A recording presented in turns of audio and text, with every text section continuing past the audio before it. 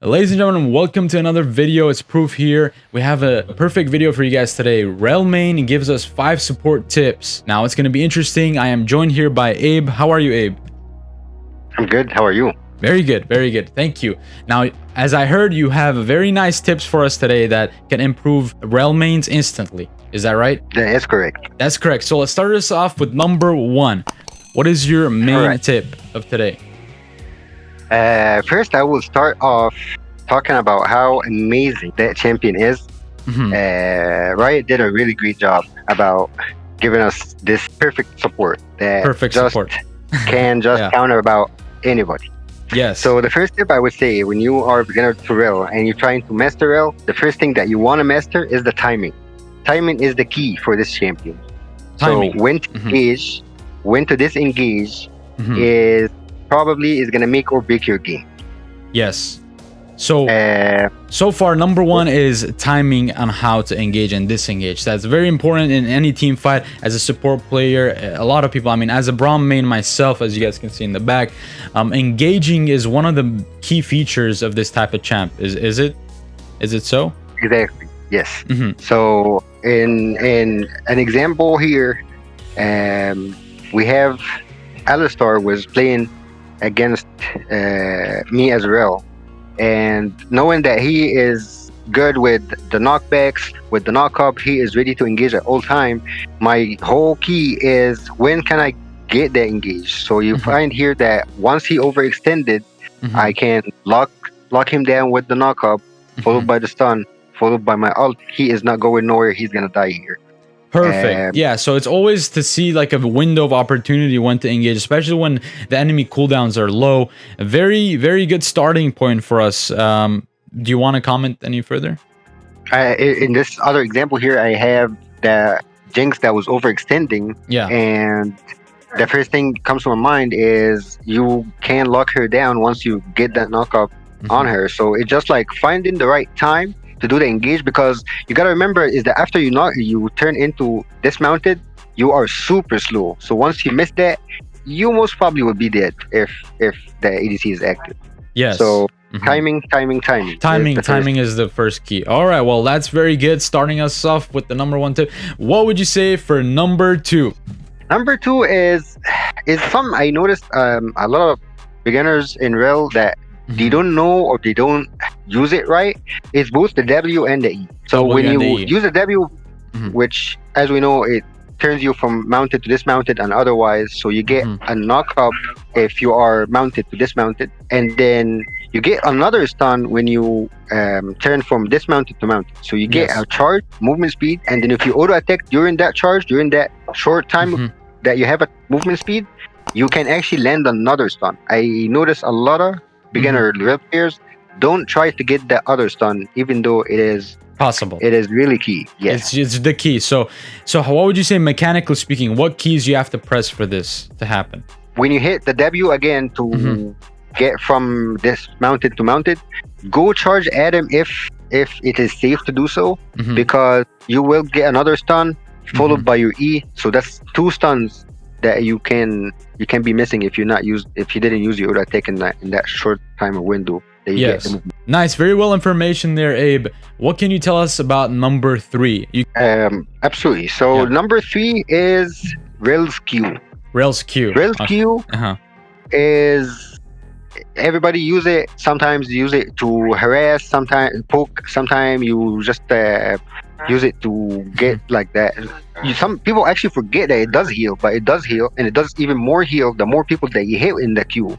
So this is one thing to keep in mind and not forget, is that the more people you hit with your Q, the more heal you get, and your ally that is bind with your E. The other thing for the Q is that you gotta remember that it destroys every shield in the game. No shield stands in front of Rell's Q. So Morgana puts her black shield, that's destroyed. Janna puts her shield, that's destroyed. Set builds his shield, that's destroyed. Tam Kench puts up his E, destroy that too. You can destroy any. Destroy all the shields. You don't destroy Braum's shield. Of course you can. Of course. You can't destroy the windshield of Yasuo, but you can stun through the windshield though. So that's good to know. It is very use the Q correctly is gonna save a lot of fights. Yeah, so using your E correctly, using your Q correctly is gonna save you in a lot of fights. All right, perfect. Q when you're among a lot of people. Q when you have a shield in front of you. Yes. Well, thank you, Abe. What do you say for number 4? Number 4 is that another side that Rell excels at is roaming. While building Rell tanky, Locket of the Iron Solari, putting the Aftershock, getting either Knight's Vow or Zeke's or both. All that is good, and the Dead Man's Plate is essential. All that is good, but there are other people that would have, or like other situations, I would say, that you find out that you want to roam a lot in that game, so you put a roaming build. You put mobility boots. You put the secondary as a sorcery to get all the movement out of combat movement speed that you can get, and you roam a lot. This because you have so much lockdown that you can put in any order. So you can roam mid. If mid has no stun, no escape, just use his escape ability. This is a good chance for you to jump on. So basically what you're saying, Abe, is getting movement speed instead of tanky items. Yeah, you can put like a tanky item that has that more focused on the movement speed. Yes. Ruins and items that would just like, it would take away a bit from the tankiness, but it would give you a lot more mobility to roam. That you can put a lot more pressure in the map. Yes, a lot more pressure in the mid, a lot more pressure across the map, and I actually seen this type of gameplay by Rell in the tournament, especially that I host every Friday. If you guys are interested in that, the Discord link is in the description. You're listening to this #1 guy actually who did it in the tournament, up and coming talent, Abe. He actually managed to win a game single-handedly by roaming other lanes. Now, however, the downside of this is leaving your AD carry to 1v2. That's why you need to find the good timing, good moments in order to roam, because you don't want to do this every single game with every single people you play, because your AD carry might actually die in that scenario. Am I right?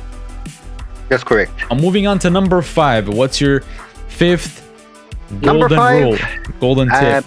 Is my favorite, honestly, because I even though it might be doing a little impact in the game, but on the long run, I think all junglers appreciate it a lot, which is a super leash. Rell can give a really good leash to any jungler out there, just because if she starts with her W and she comes behind the buff and she jumps in, so she's behind the buff, she takes the damage. So when she takes the first 2 damage, it's 3 damage, because that's in the shield. She's gonna, by the time she reaches the lane, she's gonna get it back, and the jungle just started off with so much more health. If it's a jungler that even clear faster or have like pets like Elise or Shaco that has stuff that help him, we can even help him get 2 camps without affecting my lane at all. Yeah. So super leash, meaning Rell can actually aid the jungle. Go in and take 2 hits for the jungler, you will be fine, and the jungler will appreciate it. Jungler will appreciate it, and actually can make the jungling more effective, and actually good karma for the jungler in solo queue. I mean, if you do that to the jungler, I mean, at least you're guaranteed to get a gank, right? Yeah, they remember your lane, absolutely. They remember your lane. That you heard it here, ladies and gentlemen, and very solid advice from Abe, who is an up-and-coming Rell player. And I highly suggest that you guys should tune in the tournaments to see this guy play. And if you're interested to play yourself, I highly suggest that as well. So thank you, Abe, for your advice here. I hope a lot of players, beginner players who are just starting on Rell, they could use this advice to go a long way. So I do appreciate it. Any last words?